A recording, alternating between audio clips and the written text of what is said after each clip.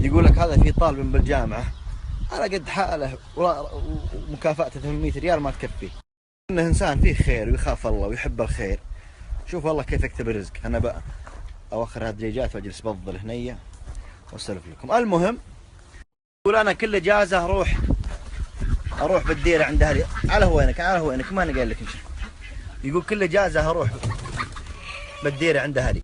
يقول واروح يوم من الايام اتمشى والقى هكا عجيز عندها مواعزه، عندها غنيمات تسرح فيه. يقول واجي اسلم عليها.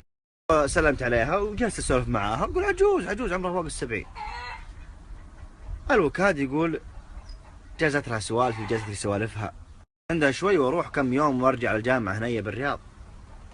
يقول يوم جت الاجازه الثانيه واروح اتمشى واذكر عجوز واجي وعرفتني واسلم عليها. قال عن قصتها. وش قصتك؟ قالت والله لا عندي لا عيال ولا اخوان، مقطوعه من الشجره.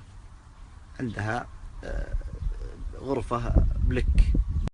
يقول يوم جيت بمشي قلت طيب يا جده تبين خدمت بشيء، تبين شيء نفس بشيء اجيبه؟ قالت والله يا وليدي مالي نفس الا بحاجه واحده. قال امري تذللي. قالت ما حجيت ودي احج اسقط فرضي. يقول انا فقير ما عندي شيء. قلت ابشري. قالت لكن يا وليدي ما اقدر احج الا بمحرم وكذا. يقول والله بروح واسال لي شيخ.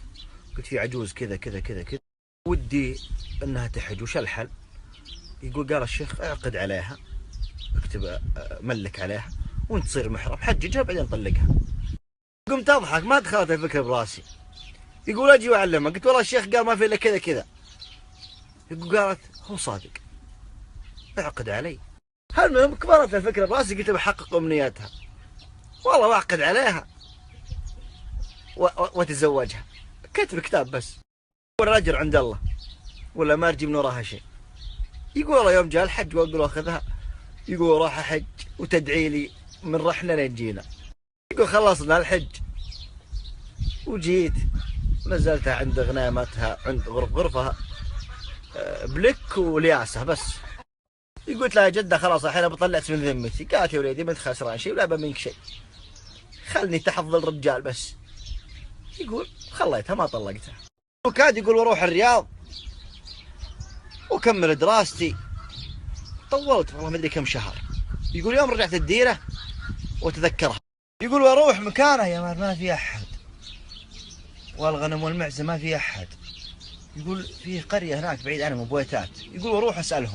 يقول والله واسالهم قالوا ايه العجوز اللي هناك. يقول ايه.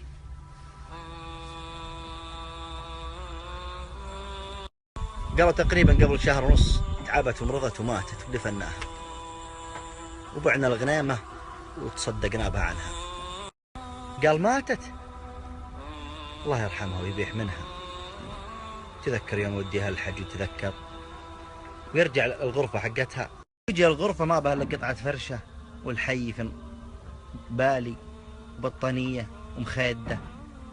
ويناظر بزاويه الغرفه ويلقى التجوري الصندوق هذا زي هذا هو اللي طلع عين السالفه زي كذا ومغبر وحالته حاله ولا ينفتح زين. الوكاد حاول به فتح التجوري يلقى به مدخنه قديمه، يلقى به الشرشف، يلقى به اغراض واغراض العجيز.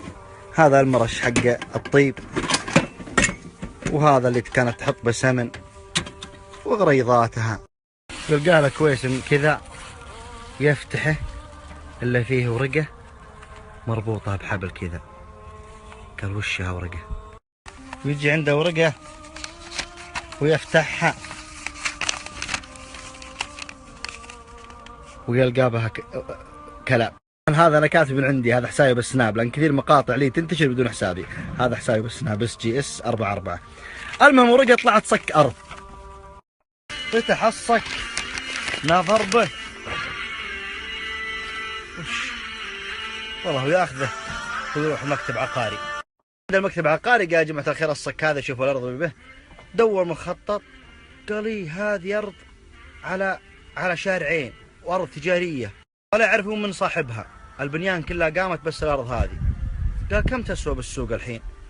ويطقطق الحاسبه ومساحتها. قال يعني تقريبا الحين تسوى لها 6-7 مليون. قال ايش؟ حسبه ب 250 ريال هو.